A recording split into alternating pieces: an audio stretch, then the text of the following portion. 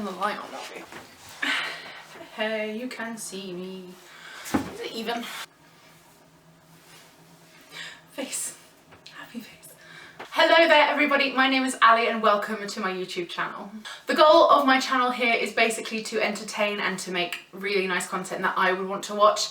The main things that you'll be finding on my channel are plus size content, including weight loss content within plus size, kind of the plus size spectrum. I will also be talking a little bit about eating disorders and eating disorder recovery, as I'm currently in my own recovery and I kind of wanted to document that journey and kind of bring people along with me. But then on the happy side, I will also be doing a lot of kind of gaming content as well. I will be streaming very soon on Twitch, and hopefully everything should be linked on my profile, and I'll put the links down in the description as well. So hopefully if you want to come join, I'm not sure what my schedule is yet, but I will be hopefully doing some nice kind of cozy games on Twitch and also possibly some other ones. I'm thinking of a series, but I will let you know in the future if you want to see that. So feel free to stick around, feel free to kind of get cozy and chill with this video. This is going to be a little bit more of a hard-hitting video to start with, but I kind of wanted to start here so I have somewhere to go forward on my channel. I'm going to put this here as well. I'm going to put in a trigger warning for this video because I am going to be talking in depth about my binge eating disorder and my kind of journey throughout my binge eating disorder. So if any kind of form of eating disorder is triggering to you, then please feel free to click away. You don't have to watch this. I won't go into too much like graphic detail, but I will be talking about some of the symptoms and some of the kind of effects. So this video is going to be in 3 sections. There's kind of a past, present and future section to this story because I am currently in the future section. I'm currently in recovery. But I want to talk a little bit about what led me to this point of finding out I had an eating disorder and how I'm basically going to get back from that. So I'm going to talk a bit about my past, a little bit about the during when it was happening, and then a little bit in the future. Okay, here we go. Growing up in secondary school, I did notice that a lot of my friends were getting very slim. I did have one friend in particular who was very slim, and so it was quite hard to compare some of the experiences they were going through, the experiences that I went through. So, for example, my friends could swap and share t-shirts. I couldn't do that because I didn't fit in anything. There was a bit of bullying that went on in school. It wasn't directly related to my weight, but it was due to my appearance.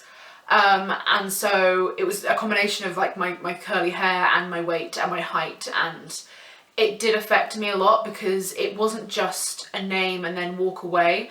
These girls would follow me around school chanting this name, and it was heartbreaking. I would go home crying to my mother because these girls were chanting at me around school. I'm the sort of person, due to the fact I grew up with bullying, I have a zero tolerance for bullying. Skip forward a few years, now we're going to talk about boys. I didn't have a singular boy show any form of attention to me in a positive way. Had attention, but it wasn't necessarily positive attention. I didn't have the same experience of, oh, a boy likes me.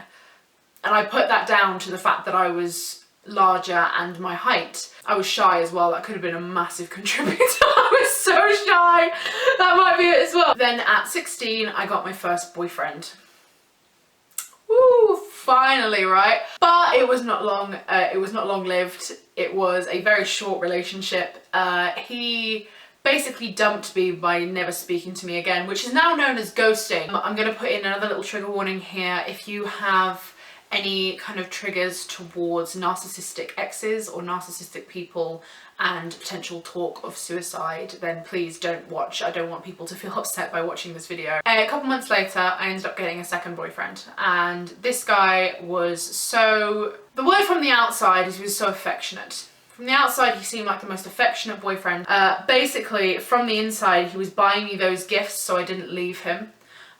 He was showing me off to his friends to prove to his friends that he wasn't a virgin anymore. His family as well were nice from the outside. They were always nice to my face, but he then proceeded to tell me that they thought I was fat.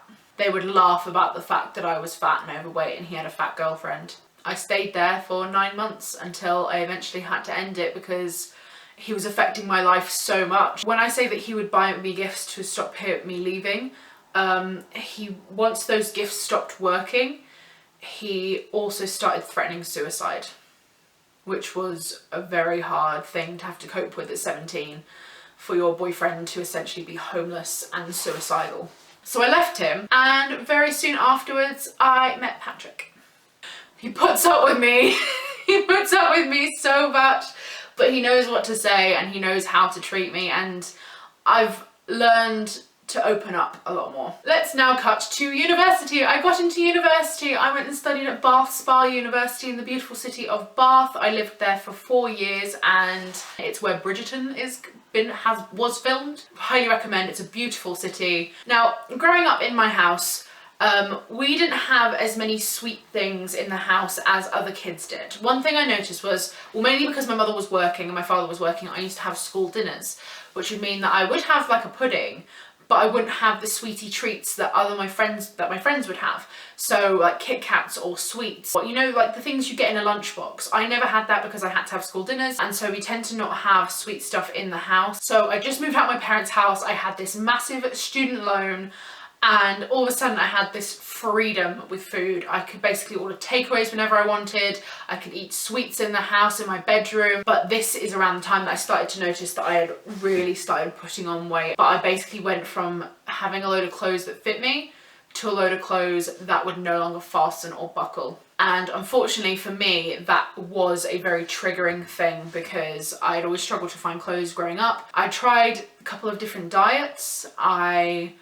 Like extreme diets like the military diet or fasting. I tried doing them, but I just didn't know how to cope with feeling hungry, and I was just generally struggling with my self-confidence, and I started to get really overwhelmed. My bedroom at my place, at my student halls, became extremely dirty. It became very cluttered. I had bowls and things that were filled with mold, and cups and drinks and things. I had rubbish and food. I had bags upon bags upon bags of rubbish just in my bedroom that I was too ashamed to take out. If I heard a knock at my door, I would be terrified because I would not want people to come inside. It was sad. And so I eventually did some research, and I came to the conclusion that I think I was depressed. Now, I kind of knew what depression was, but from media and from having heard about it, it was all about girls self-harming, and you had to have a really crappy life to be able to be depressed. But I was depressed, and so I went to a doctor, and I did try medication, but it made me feel sick, and I hate feeling sick, and so I lived in this depression state for most of my first year of uni. It was sad. I look back at that girl and I wish... Oh God, don't. I wish someone could have given her a hug. Don't do it. Don't do it. Don't cry. Oh my God. But life started to turn around a little bit because I met a friend. I'm going to call this friend A. Friend A was somebody very much like me who did suffer with mental health issues, but we got on like peas in a pod. We got on like a house on fire, every single pun you can think of. She was my best friend. She became my best friend very soon, and I hadn't had a best friend since I was about 14. And so we made the decision to move in together in second year, because when you make a friend like that, why not move in with them in second year? In our third year of university, we had another friend. Life was good. It was like the best time I could remember. I was like, this is the time people talk about when they're at university. This is the best moments of their lifetime. And I genuinely thought it was going to stay that way. We all graduated from university at the same time. And so I got a job because I needed money to live with my friends, because I wanted to live with my friends for another year. Friend A unfortunately had physical disabilities, and so she was on benefits from the government, which was fine, but it meant that she would struggle to afford a lot of extra things, so we couldn't necessarily go out as much as we used to. And our other housemate did have a job, but very sadly quit that job because she was so anxious about getting fired that she quit. And it basically meant that we had two people in the house who were living off of very little from the government, and me, who was out of the house working full time. We're going to backtrack a little bit here. We're going to talk a little bit about the year that I graduated. So this is now 2017. The year that I graduated, in the January of that year, I made the choice that I was going to lose weight. I said to myself, I'm going to do it. I'm going to lose weight. And my goal was basically my graduation pictures, because I knew I was going to be graduating in June. So that gave me 6 months to lose some weight, to feel more confident in my graduation pictures. I started going to the gym 2 to 3 days a week. I was also doing a musical theatre module, so we were dancing and things, which did help. I was calorie tracking, so I was calorie counting food on an app. Fairly decent meals. I wasn't starving myself or anything. I was doing 1,500 calories because that's what I found on the internet is the best thing to do. I was having chicken and salad. I was having like a sandwich for lunch, and I would have like grapes and fruit and stuff in the morning, and it was all going great.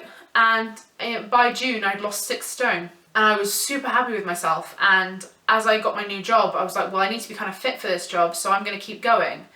And in total I lost 9 stone. 9 stone I lost in under a year. My friends would tell me, they'd tell me they were proud of me, but there were some elements where they weren't as supportive. So we used to get takeaway quite a lot as students, and I suddenly stopped saying yes to takeaway, so they stopped asking, which is fair enough, but it started to alienate me a little bit. And so I did, in my own way, I alienated from them, but now I look back, I grew. I was growing as a person, and I was trying to do this thing for myself because it was the first time in a long time that I was doing anything for myself. I then started obviously working full time. So I said to my friends in my house, I said, would you like to do stuff on my days off? Because I only get 2 days off a week. Is there anything you guys would like to do? I would love to go do something with you guys, like go get coffee or go get a meal or something like that, like we used to do. And they would tell me they couldn't afford it because of the benefits they were on. And I totally understood. I completely understand if you need it for rent, you need it for bills. It was just a suggestion. It was a suggestion for us to do something together. I came home from work one day at lunch and came back to them going out for coffee, despite the fact that the day before they said they couldn't afford to go get coffee or anything with me. And so I was struggling to understand why there goes my ring light. So my 2 friends were basically going out for food and things and not telling me because they were doing it spontaneously rather than thinking, okay, I'll wait and save the money for when she's free. And that got to me a little bit as well because I felt like I was being pushed even further out of the group because I wasn't home all the time, because I was working to keep paying bills and rent. At one point our bills went up and I didn't tell them because I didn't want to put pressure on them.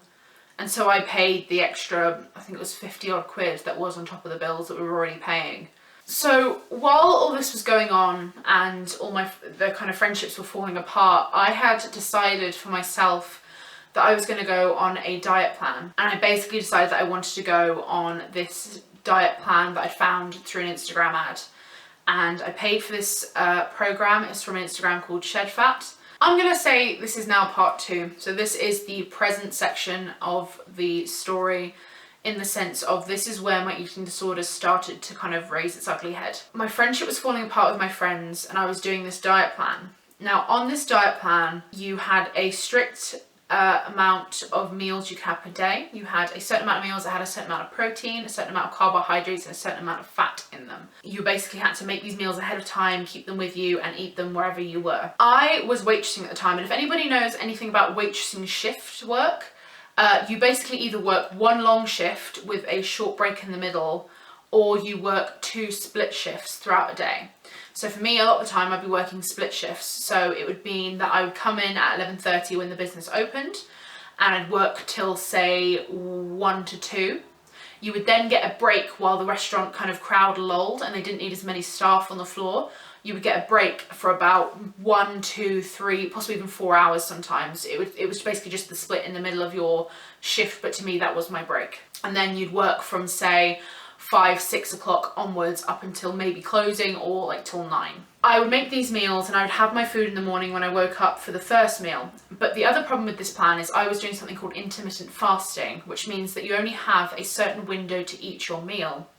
So I would have my window from about, I think it was 9 a.m. till 9 p.m. And then I would have my break in the middle. But the problem with this break in the middle is I would have to have my lunch and my dinner within this break. The other problem with this meal plan was that it only allowed for 1 cheat meal per week. Anybody that knows me knows that I have the biggest sweet tooth on the planet. Even when I was dieting, I would still find time to fit in sweet things, whether that was to have a certain amount of fruit, was to have diet ice creams. But due to this cheat meal once a week, because it was only a meal and not a day, I would basically try and force feed myself as much as I could in that one kind of time period, and I would usually choose an evening so I could make it extend throughout the entire evening to night. It slowly became extremes of this. So it slowly went to extremes in the fact that I would start buying huge items of food that were several servings, and I would consume them all in one sitting. Things like a 12-pack of donuts, or a whole cheese pizza, a pint of ice cream, like regular Ben & Jerry's like ice cream.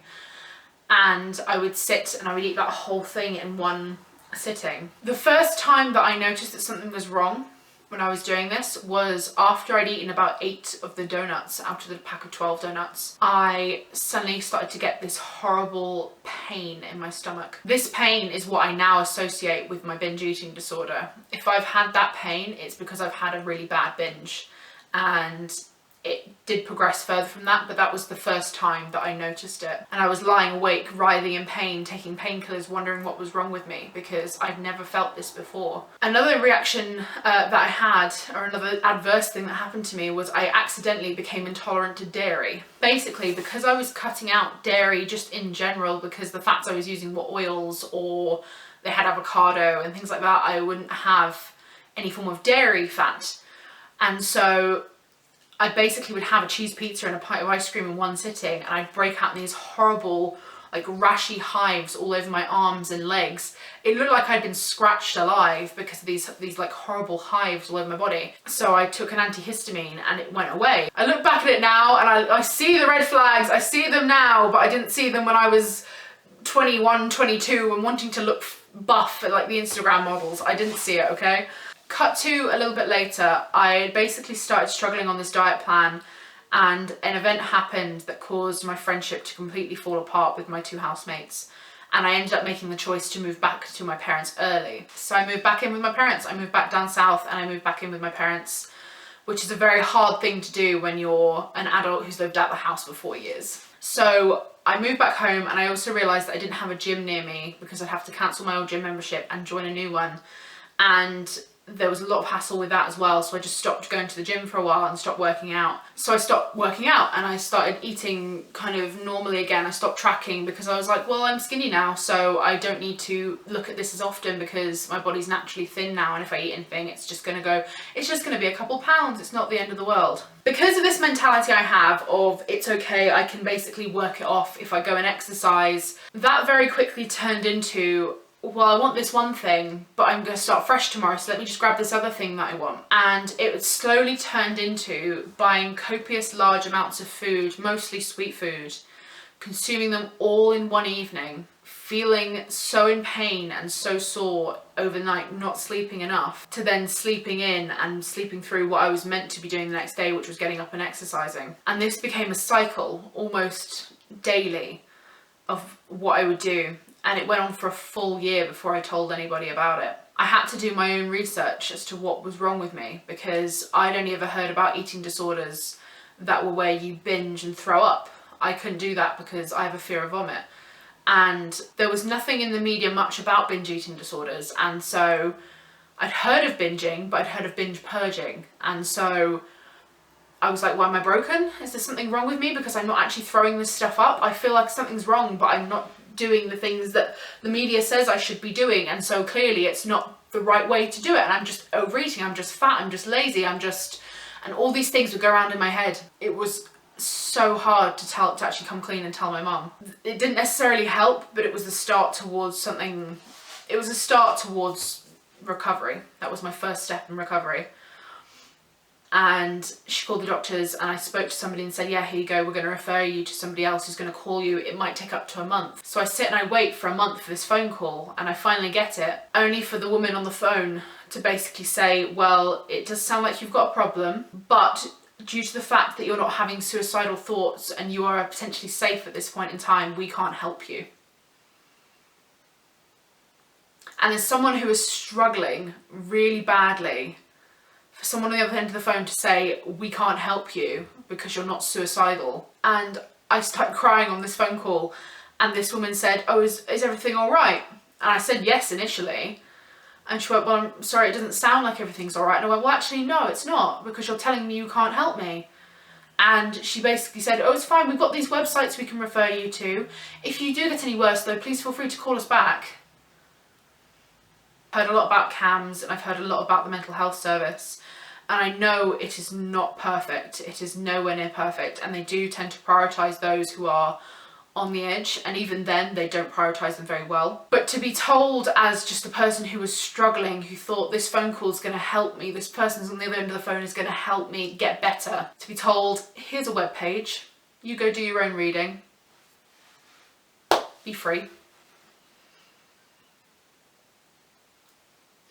It hurts. It really hurts. Like, I remember that phone call. Okay, now we're going to start talking about the kind of happier part of eating disorder. We're going to go into part 3, which is basically the future part of this. And I'm going to talk a little bit about my recovery and how I went into recovery, how I got to the point that I am today, and what I'm going to do going forward. Because at the moment, in this point in time right now, I do want to go back into active weight loss. And so how do I do that safely without triggering anything else within my diet, within my disorder? I'm probably going to make a separate video on that because I want to explore it a little bit myself as well and see how I go before I talk about it. But for now, we're going to talk about recovery and how I got to the point where I am today, where I can safely say that I am happy with food and I feel healthy and I feel just generally better in life. So after this debilitating phone call, I basically then decided that I was going to do stuff myself. I was going to do it myself. I couldn't afford to pay private. My parents couldn't afford to pay private. So I basically started looking into research myself. During this research process, I wasn't getting better. I was still binging. I was still struggling. I had actually made myself vomit a couple times from the binging that I'd been doing. I was still going to work every day. I was still going into work and smiling and telling people that I was fine and eating stuff normally when I was at work and not letting anybody know. But I was trying to work towards what I could do. And then I found something called intuitive eating. I was doing some research and I'd heard people talk about it. I'd seen it on places like TikTok and stuff. Found an audiobook on Audible, and it was basically about being in your body and understanding your body's natural hunger cues, which is something that I hadn't felt for a long time because I'd gone from being a student that ate too much to dieting to cramming all the food in again. I didn't know what my natural hunger cues were. My whole metabolism was completely off centered. I didn't know what to do. So I found this book and it had these practices on letting yourself be hungry, but then also listening to those cues when you feel full. So eating a decent meal, only eating half of it, and then sitting for 5 or 10 minutes and seeing how you feel with it. How does it feel in your stomach? How does it make you feel? Do you feel less hungry? Do you feel more energized? What is the feeling that food gives you? Through that process, I listened to my body a lot more. I listened to the way that my body felt. If I was hungry, if I wasn't hungry, obviously at certain times of the month, you tend to be more hungry than others. So listen to those cues. And I found a way to eat in a way that didn't make me feel like I wanted to hate food and I wanted to throw out the window. I still ate sweet things, I still ate bad things, but I would have them in moderation. I recently found, well not recently, but the last few years, I found that having forms of fruit and vegetables make me physically feel better. I'm not just having fruits and vegetables, but in the morning I like to have some form of fruit, whether that's in juice or an actual fruit.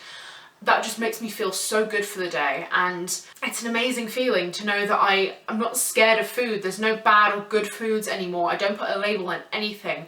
I have what I want when I want it. It's such an incredible feeling to know that I can eat and I can pick something up and not feel guilt for it, because my whole life I felt guilty for eating anything, and it's such a beautiful feeling. I did start tracking my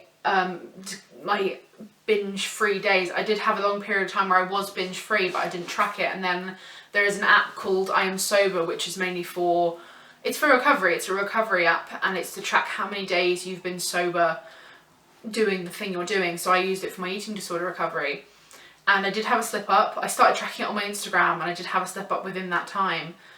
But since then, let me check. I've got to actually have a look at this. I think I know what the number is, but I 11 months, 19 days, 1 hour, 23 minutes and 20 seconds sober from binge eating. So I am 12 days away from being a year binge eating free. And that to me is a huge achievement that I didn't even know I was doing, because I just lived each day as it was. I let the counter go in the background. It's the best feeling to know that I have control again. So where do I go from here? Well, I basically want to start losing weight again. For confidence reasons, I did feel more confident when I was at a lower weight. I could fit into more clothes. I have so many nice clothes that don't fit me because I barely wore them for any amount of time. Because of my binge eating, I put on weight very, very quickly. I am going to go back to active weight loss and fitness because I want to get fit again. I currently live on the 4th floor of an apartment with no lift, so I want to be fit enough to be able to just live my life. I've started going back to the gym. I'm going to be starting tracking again, but I'm kind of taking it slow at the moment because I want to work on the fitness first. I have done a bit of tracking already, but I wanted to kind of get back into the right rhythm of eating, see if I could possibly eat without tracking. If need be, if nothing's happening, I will go back to tracking, but I'm going to make a whole video on how I'm going to do that safely. And I'm going to work on things like mental health check-ins to make sure I'm not overworking myself or overdoing myself and making myself more stressed about things like that. So that's my journey. That's my journey with binge eating, and I'm currently in a really good place at the moment. So thanks very much for watching. Thank you very much for watching my first YouTube video. I know it's going to be a bit of a long one. I'll try and cut it down so it's not so much talking. I do hope that it helps you a bit in your journey if you're going through something similar. Please, please don't be afraid to ask for help. There are things you can do. There is so much research on the internet now about what to do, who to talk to. There are private people to go to in America. I know that the healthcare is different to the UK. In the UK, you may struggle to find help immediately, but please don't give up. That's the one thing I can just say at the end of this is don't give up on it just because the NHS won't help, because they struggle, and I know they struggle with funding and everything going on at the moment and like coming out of the pandemic. But please go and get help if you need help, and if need be, reach out to a friend and tell them. That was the best thing I could have done, was tell people about it. The biggest turning point for me was posting it on social media, was talking about it, because my biggest fear was that I was going to start posting photos on Instagram. People were going to be like, oh look, she's put weight on again, she's put weight on. No, I wanted people to know the truth about what was going on, so I posted it on my social media just as a big like text block. And the amount of support I got from people that I'd never really spoken to or hadn't spoken to for a while, and even family and friends who were just so supportive of what I was going through, and it was an overwhelming pour of love, and I can't thank people enough for that. So reach out to people, do your research online, go to things like TikTok. There's so much information on TikTok nowadays. On YouTube, just look at YouTube videos of people with binge eating. That's why I want to do this video, to help people. Just reach out. So please feel free to subscribe. Remember, there's also cozy games and stuff that are going to be on this channel. It's not all going to be like doom and sadness. It's going to be kind of a cute channel. I'm going to do more style-based content, basically because I've gone through such highs of lows of like weight loss and gain, and I've gone through several years of my life. I don't know what my style is anymore. I want to explore my style a little bit when I have some more money, and I want to bring everybody on this journey with me to do that. So I really hope you stick around and you want to see that kind of thing. Thank you very much for watching, guys. Thank you for watching my first YouTube video, and I'll hopefully see you very soon. Bye bye.